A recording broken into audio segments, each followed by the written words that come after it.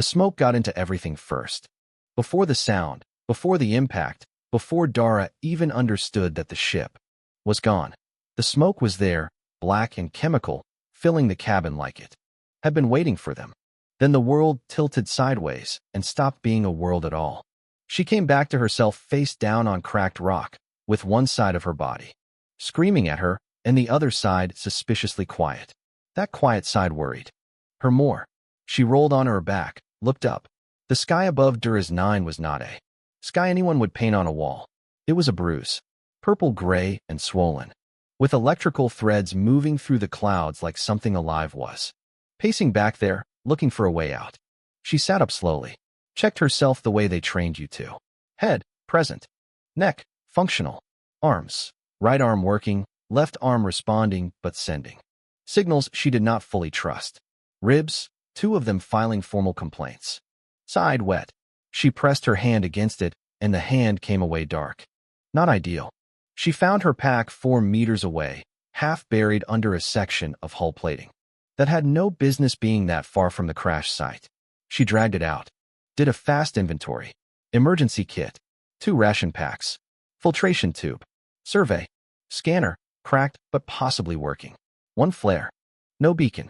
She stood there holding the dead beacon for 3 seconds, then put it in her pack anyway.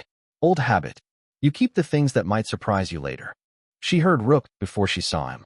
The sound he made when he was moving fast was a low, rhythmic percussion, 6 limbs on hard rock, each one placed with deliberate care. He came through the smoke from her left, slowed when he saw her standing, and stopped 2 meters away. He looked at her. She looked at him. Rook was large, nearly chest height on her when on all 6 limbs, with natural armor plating across his back and shoulders that had turned the color of old iron over the years. His face was broad and flat, built for a low-light world, with eyes that caught what little ambient glow existed in the Terminator belt, and used it efficiently. He had survived the crash without a visible scratch. This was not surprising. What Rook was made of was not easily scratched. He made a short sound, a clipped, low note, which in Karathi meant something in the range of, "You are still here." "Still here," she confirmed. He moved closer, stopped at her side, looked at her hand pressed against the gash, looked at her face. His nostrils worked briefly. Karathi tracked body, heat and chemical signal the way humans tracked facial expression, without thinking about it, just reading. She watched him take in what her body was broadcasting and choose not to say anything about it. She appreciated that. They moved. There was no discussion about it. You did not stand still on Dura's 9. The survey briefings had made that very clear. The Terminator belt, the narrow strip of twilight between the planet's scorched day side and its frozen night side, was not a place that rewarded standing still. The fauna here did not have eyes. They had other things instead. Heat sensors, pressure, receptors, the ability to detect a living body's chemical exhale from 2 kilometers away. The fog was already coming in from the night side, slow and dense, and carrying the faint smell of something acidic. Dara checked the survey scanner. The screen flickered but came back. No signal from the rest of the crew. No signal from Vel's team. Nothing to the east or west for the range the scanner could reach. She pulled up the terrain map from the pre-mission data, the parts of it that were still in the scanner's memory, and started moving north along what the survey team had optimistically labeled a passable route. Rook moved with her. Not ahead, not behind, alongside. After 20 minutes, he stopped. She stopped with him. He was reading the fog, banked to their west with that flat, still attention of his, not tense, not alarmed, just processing. Then he moved off in a wide arc, circling something she could not see, and came back 2 minutes later with blood on his muzzle. That was not his. He fell back into pace beside her without explanation. She did not ask. An hour in, her ribs began making their complaints louder. The gash in her side had stopped bleeding freely. The emergency sealant she had applied was doing its job, but the area around it was stiffening up, and the left arm was sending less and less useful information. She adjusted her pack to the right shoulder, kept moving. The rock shelf she found was thermal, warm from underneath, which in the Terminator belt meant it was elevated enough above the baseline cold to be Worth using. She sat against it to check the scanner again. Her hands were steadier than she expected. The scan came back empty. She ran it again. Empty. She was going to put the scanner away and get back to moving when the exhaustion hit her properly, the kind that came not from effort but from the body suddenly presenting the bill for everything it had absorbed. It was fast and total and not negotiable. She was asleep before she finished the thought that said she should not be sleeping yet. Rook sat beside her. He could see, clearly, that moving without her would be faster. He had the route in his memory. The extraction point was reachable. His body had lost nothing in the crash. He sat down on the thermal rock and watched the fog move. He did not go anywhere. The rock was still warm when Dara woke up. She knew two things before she opened her eyes. First, she had slept too long. Second, something had happened while she was out, because Rook was sitting very still in the way he only sat when he was watching something he had already dealt with and was making sure it stayed dealt with. She opened her eyes. The fog had thickened. The sky above was the same bruised purple-gray, the electrical threads more active now, pulsing in long, slow arcs between the cloud layers. She sat up, and every injured part of her lodged an immediate objection. Rook turned his head toward her. His muzzle was clean. Someone, meaning him, had cleaned it, which meant whatever had come in the night had left enough of a mess that he had considered it worth addressing. She decided not to push on the details. How long? She asked. He held up two limbs briefly. 2 hours, in their shorthand. Too long. She got up, drank from the filtration tube, ate half a ration pack, and started checking her left arm properly for the first time. The arm worked. The grip was weak, and she did not fully trust it for anything that required holding on, but it moved, and the signals it was sending had shifted from alarming to merely unhelpful. She would take it. They moved north again. Dura's 9 made itself known in the way that Death Worlds did, not through any single overwhelming thing, but through a constant accumulation of problems. The acid mist from the night side crept across the rock faces and left thin crystalline deposits that were slippery underfoot. The ambient electromagnetic field made the scanner flicker in and out every few minutes. Twice, Rook stopped them both and stood very still until something in the fog moved away from them without ever materializing into a visible shape. Whatever they were, they responded to Rook's body chemistry in a way they clearly did not like. Dara stayed close when that happened and kept her one functional hand near her. Kit. 3 hours into the walk, they hit the vent field. It opened up without warning in the rock ahead, a wide stretch of cracked geological surface, maybe 200 meters across, with fissures running through it in irregular patterns. Even from 30 meters away she could feel the heat pulses. Not constant, not rhythmic. Each vent ran on its own schedule, driven by whatever pressure was building below, releasing in short violent bursts that sent superheated gas straight up at temperatures that would cook tissue in seconds. Rook studied it for a moment, then turned west, indicating the long way around. She looked west. Then she looked at the vent field. She watched it for 5 minutes. Rook waited. He did not push her toward the western route. He just waited, which was its own kind of patience from a creature who was not injured and not running on reduced resources. What she was doing was not nothing. Her brain was taking in the vent activity, the duration of each burst, the recovery period, the way certain fissures reacted to others firing nearby, building a map. Not a precise map. Incomplete. Data. But incomplete was not the same as unusable. I can read it, she said. Rook looked at her, then at the field, then at her again. She pointed out the path, not a straight line, nothing so clean as that, but a route that moved through the quieter zones, used the recovery windows between active vents, crossed the most dangerous section in a diagonal that reduced exposure time. He looked at the route for a long moment. Then he stepped aside and let her lead. She led. He followed. The vent field tried to kill them 4 times in 200 meters, once seriously, when a fissure she had read as quiet fired early, and the burst hit the rock face 6 feet to her right with a sound like a crack of close lightning. She moved left without stopping. Rook moved with her a half-second behind, matching the adjustment without asking why. They came out the other side. She stood on the far edge and let out a breath she had been holding for the last 90 seconds. Rook stopped beside her. She could not read his expression easily. Karathi. Faces were not built for the kind of signaling humans ran constantly, but she had been working alongside him long enough to read posture. His posture said something in the range of acknowledged. They pushed on. That evening, or what passed for evening in the eternal twilight of the Terminator belt, Dara checked the scanner one more time. Still no signal from Vel or any other survivor. But the scanner's long-range function, flickering and unreliable as it was, picked up a faint automated ping from the secondary extraction point. The one listed in the mission brief as a backup option. It was active. It meant someone had reached it and powered it on, or the emergency auto trigger had fired. Either way, there was a destination now. She showed Rook. He studied the coordinates, looked at the terrain between here and there on the cracked map display. She watched him take in the route, watched him take in what the route went through. He did not change his posture. He was still there when she looked up.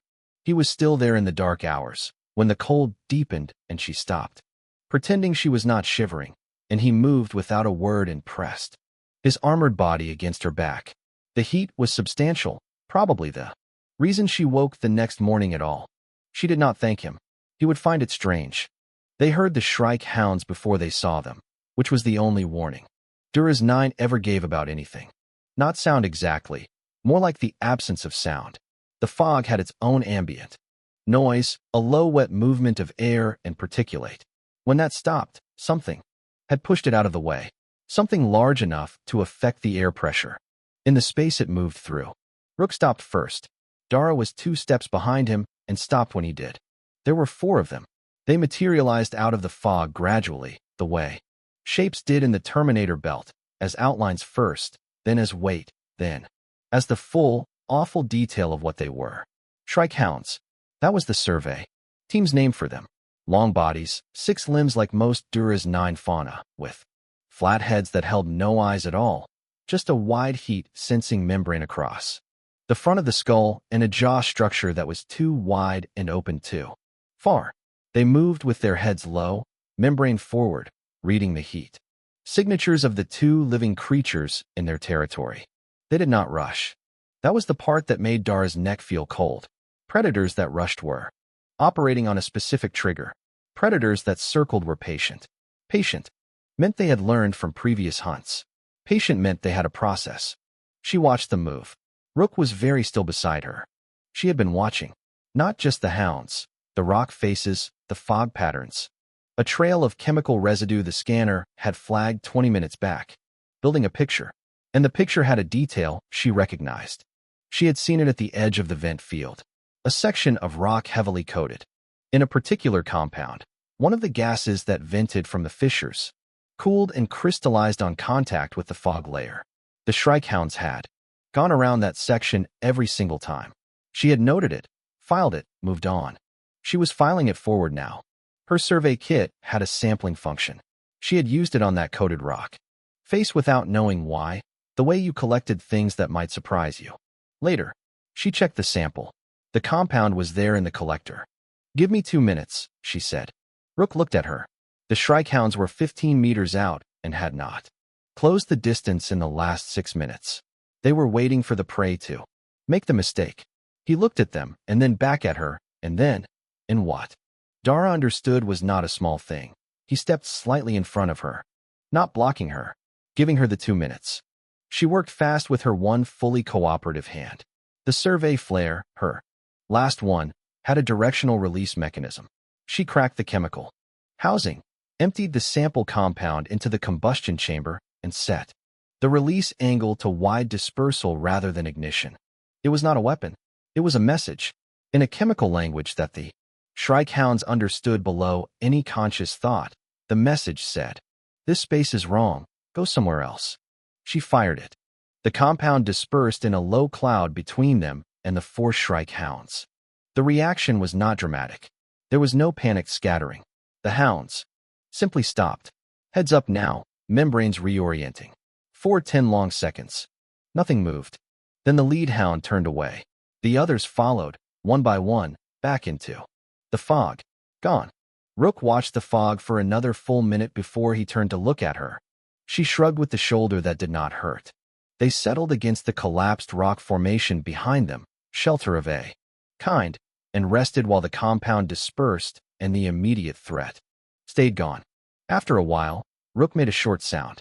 Not the clipped note that meant, "You are still here." A different one. She had heard it before. It meant something in the range of, "Explain." She thought about what he was asking. "Going around would have taken too long," she said. "My body has a schedule. It is sticking to whether I agree with it or not. I needed to move fast. So I looked for a faster way." Another short sound. Longer this time. An elaboration request. "I did not want you to change your calculations," she said. "If you knew how bad it was, you would have adjusted for it. Slowed down more. I needed you to move at a pace that was actually survivable. Not comfortable for me. Survivable." He was quiet for a long time. The fog moved around the rock formation. Somewhere in the distance, something Duran 9 had made for its own purposes. Made a low sound, and then was silent. Then Rook said, in the clipped, functional way he used words because words were a second language to his species, I already had. She looked at him. "Changed my calculations," he said. "I adjusted on the first morning. When you were asleep." She thought about the first morning. About waking up against the thermal shelf. About his clean muzzle and whatever had come in the dark. He had already decided. Before the vent field. Before the Shrike Hounds. Before she had said a single word about any of it. She sat with that for a while. Then the scanner pinged. Faint. She pulled it out. The secondary extraction point. Still active. And beyond it, deep in the middle of the Terminator belt, a region the pre-mission survey data had. Labeled in flat, factual language. Do not traverse. The sheer. She looked at it. Then at Rook. "I've seen worse," she said. She had not. But she said it. He looked at the map. Then he stood up. Which was, in its own way, an answer. The ground moved. Not in the way that unstable terrain moved. A slow shift. A warning. Time to adjust. It moved the way a living thing moved when it was done waiting. A sharp lateral lurch, accompanied by a sound from deep below that was too low to hear properly and too large to ignore. Dara's footing went and she dropped to one knee before she got it back. Rook was already braced on all 6 limbs, weight distributed, reading the surface through his feet the way Karathi read most things, with his whole body, not just the parts designed for it. The shear was not a place. The shear was a condition. It ran through the Terminator belt like a wound, a seam where the sunward and dark side geological systems ground against each other, producing tectonic activity that reshaped terrain on a timescale of hours. The electromagnetic discharge killed the scanner 30 minutes in. Navigation was dead reckoning. Direction and distance and the map in her head. The fog here was different. Shot through with faint luminescence from the electromagnetic field. You could see shapes at distance, but the light was wrong, and your eyes started lying to you after a while. They had been in the shear for 6 hours. Dara's fever had started 4 hours in. She had not told Rook. She knew he already knew. Karathi tracked body heat. The way humans tracked facial expression, automatically, without effort. He had known before she finished deciding not to tell him. What she had not expected was that he would not change their pace. He was going exactly as fast as she could go. No faster. When the fever made her slow, he slowed. When it pushed her sideways, he moved to that side and became something solid to correct against. He did not comment on any of it. The ground lurched again. This one was different, not lateral but vertical. A section of the rock face ahead dropping 18 inches in a fraction of a second, opening a rift that had not been there before. Dara was at the edge of it before she registered it was there. Her forward foot found nothing but air, and she was already falling when Rook caught her. 4 of his limbs were anchored in the rock. The other 2 had her. He pulled her back without apparent effort, in the same motion, without making a sound. She was back on solid ground before the rock that had crumbled under her. Foot finished bouncing down the rift wall. She stood still for a moment and breathed. He checked her, the way he did it. A quick pass of attention, looking for anything new and damaged. Then he turned forward again. They kept moving. 2 hours later, the fever spiked. She knew it was a spike because the world went briefly sideways in a way. That had nothing to do with the terrain. She stopped, put her hand on the nearest stable rock, and waited for it to pass. It did not fully pass. It went from a spike to a sustained high, which was the worst version. She could no longer navigate. Not because she could not think, but because the map in her head had become unreliable. The pattern reading that had carried them through the vent field was misfiring, producing routes that dissolved when she looked at them directly. She told Rook, not the words exactly. She stopped and said, "You navigate. I can't trust it right now." He looked at her, then at the sheer. He did not have her ability to read chaos. What he had was 48 hours of watching her, every stop, every correction, every pattern noted and filed. He had been watching the way she watched, not knowing he was collecting it, until the moment he needed it. He moved forward. It was not elegant. It was methodical and slow, and twice he stopped for long periods to read the ground before committing to a direction. But it worked. He was making the correct calls, not because he had her instinct, but because he had her method, learned by observation of someone he had refused to leave. 2 hours in, the fever was making Dara drift. Rook started talking. Not tactically, not directions. He talked about their previous posting, a supply run on a station they had both disliked, a corridor on the 3rd level that always smelled of recycled water, a dispute she had with the Sarani logistics officer over equipment allocation. Small things, specific things.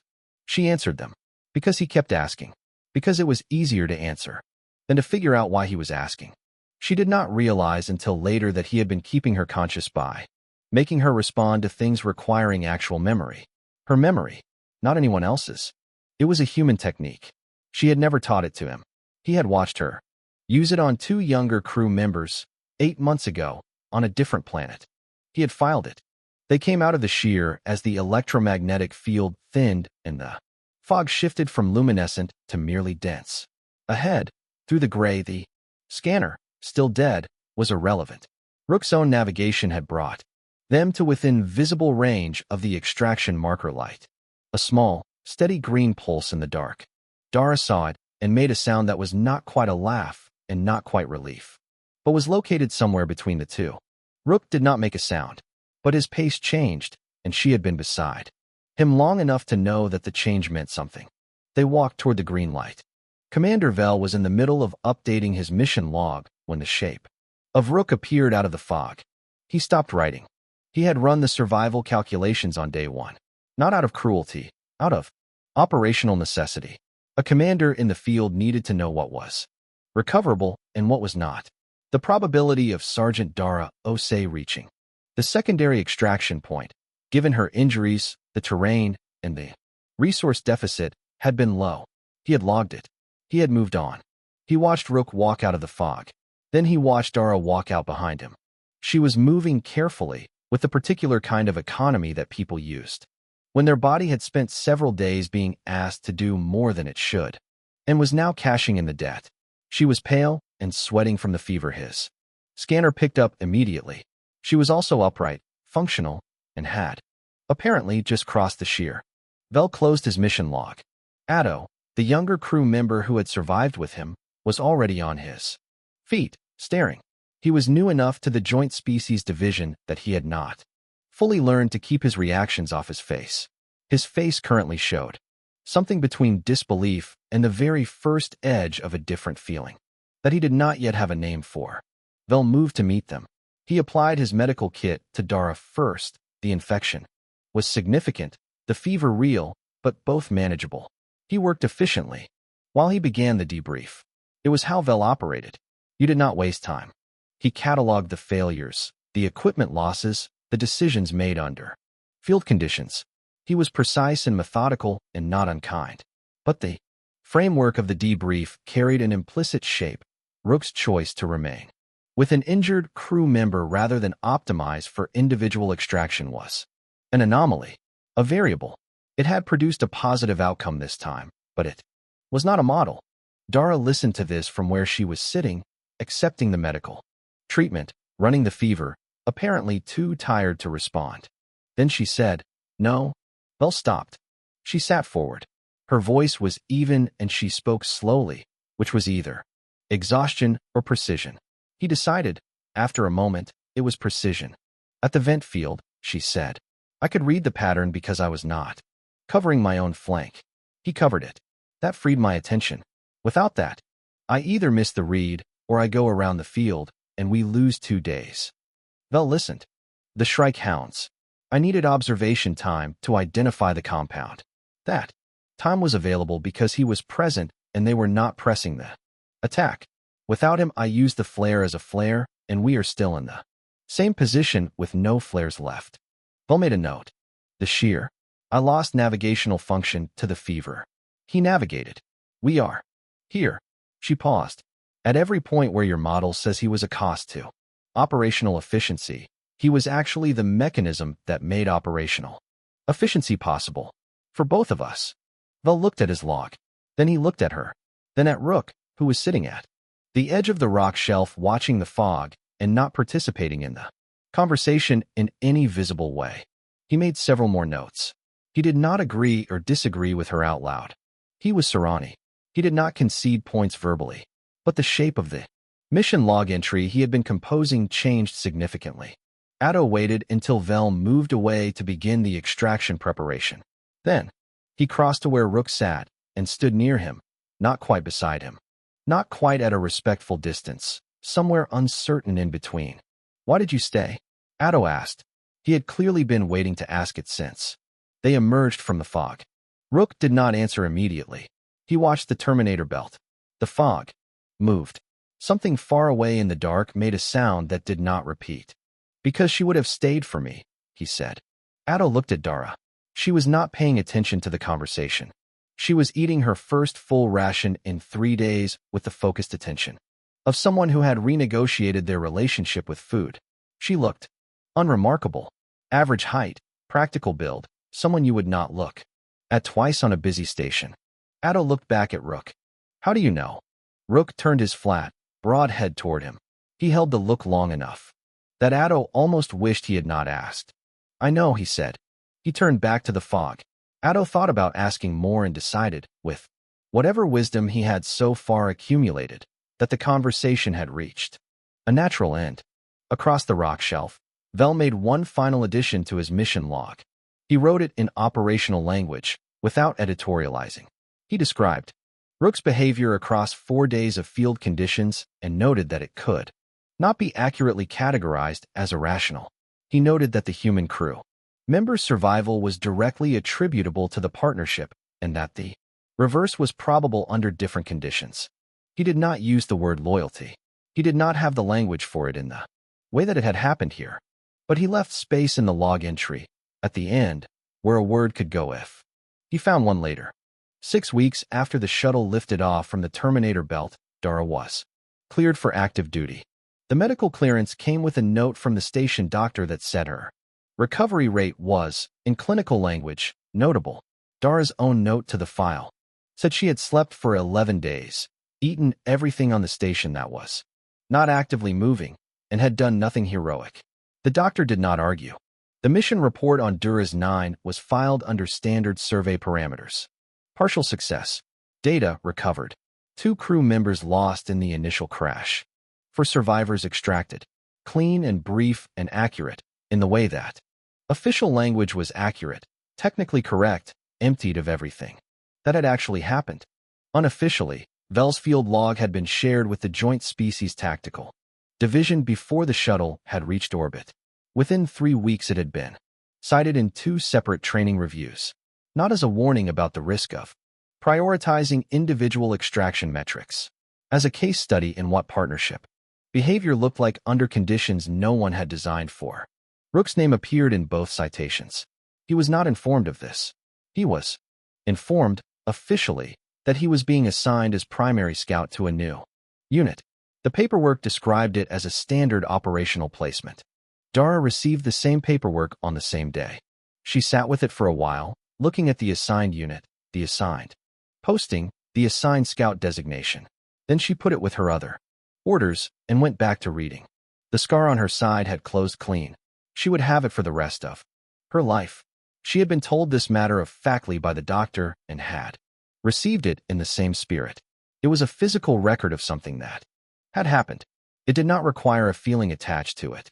She was offered the desk posting again from a different administrator who had apparently not communicated with the first one. She declined again, in the same words. The new unit met for the first time at a staging base near the outer edge of mapped space. 7 crew members, 3 species, no shared prior posting. The kind of team that got thrown together and had to build cohesion fast, or operated without it. Dara had been on 5 of those teams. She knew how the first week went. Rook was already at the staging base when she arrived. He was running the perimeter in the way he did when he was in a new space. Not nervously, just systematically, cataloging exits and variables. He stopped when she came through the door. She stopped when she saw him. They did not do anything remarkable. She put her bag down. He resumed the perimeter check. When he came back around, she was reviewing the mission. Brief, and he took a position near the secondary exit and read it over her shoulder without asking. This was how they operated. No announcement. No ceremony. On the 3rd day of preparation, one of the new crew, a Sarani named Orvith, who was experienced and had seen enough to be genuinely unimpressed by most things, watched Dara and Rook run their equipment check. They moved around each other without looking. Dara handed things across. Without indicating direction, Rook took them without indicating receipt. Rook flagged a fault in her secondary seal without stopping his own check. She fixed it without breaking stride. No commands. No acknowledgement. Just 2 things that had learned exactly how the other worked and operated. In that knowledge without thinking about it. Orvith watched for 2 minutes, then spoke to an older crew member standing nearby, a quiet, broad-shouldered human named Gabe who had been on 3 prior joint postings. Are they always like this? Orvith asked. Gabe considered. Since Dura's 9. Yeah. What happened on Dura's 9? Gabe thought about how to answer that. The mission report was 1 sentence. The field log was 30 pages. Neither one was the right summary. The planet tried to kill one of them, he said finally. The other one didn't agree. Orvith looked at them again. Rook had noticed the fault in the secondary latch and was already reaching for the tool to fix it before Dara finished. Reaching for the same tool. They both stopped. She moved her hand. He fixed it. Just the one, Orvith said. The planet only tried to kill one of them. Gabe smiled. It tried both. It just didn't count on one of them having backup. The drop came 2 days later. Different planet. Different threat profile. Same door. Same cold air rising up from below. Same universe sitting there, waiting to be entered. Rook took his position at the edge. Dara checked her kit beside him. Below them, through the bay glass, an unfamiliar world turned in the dark. She did not look at the planet. She looked at him. Ready? He stepped to the edge. Always. They dropped.